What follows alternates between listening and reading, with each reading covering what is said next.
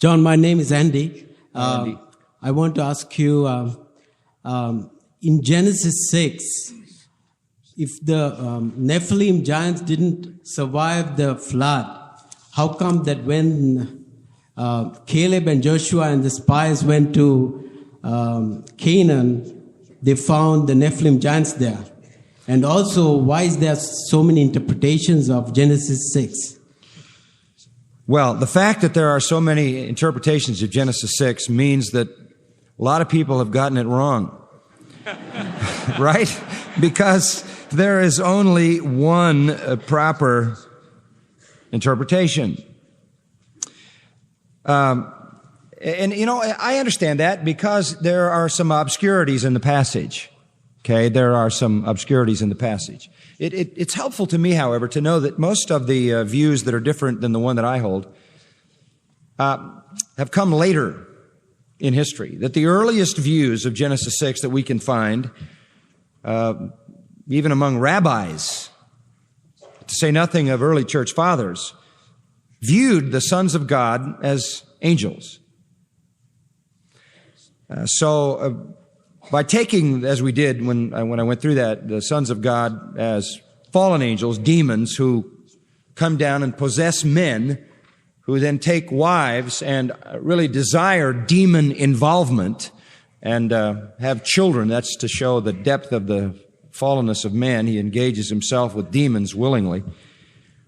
I think that in the context of what Satan was doing in Genesis 6 is the best interpretation. It's consistent with what he tried to do in the garden, as we pointed out at the time. But it says that at that time, there were giants on the earth in those days, and it uses the word Nephilim.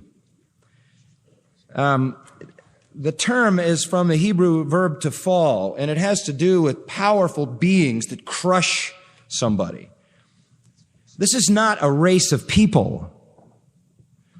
This is just some powerful people, some powerful men who fell on others in the sense of overpowering them. It's what I put in the note, and that's exactly what I believe is accurate.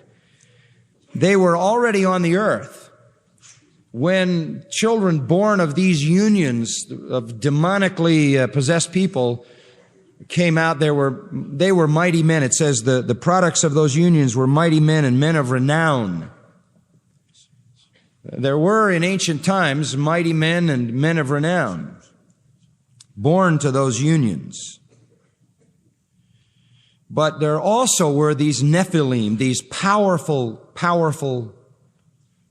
conquerors. The idea is that they are threats, dangerous.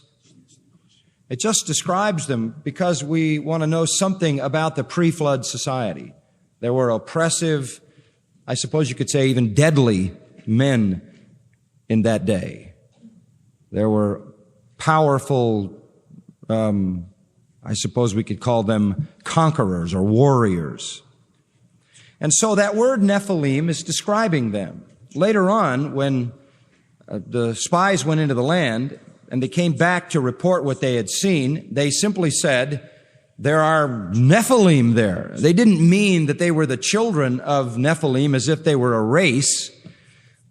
Nephilim, because of its usage here, was sort of a word that they all knew was in the Scripture, and they knew that it referred to giants.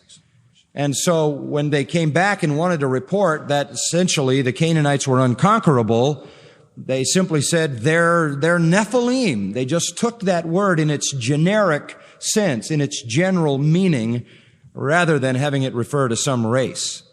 They couldn't have been children of Nephilim. Nephilim was not a race. It wasn't a tribe. And they couldn't have had any children that lasted until that time, as you said, because the flood drowned everybody but 8 people. So it's just a term that has to do with warriors, powerful, deadly, fearful kind of men.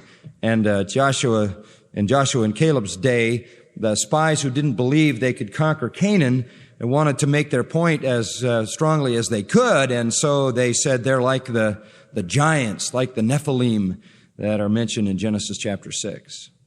Okay? Thank you, sir. Mm-hmm.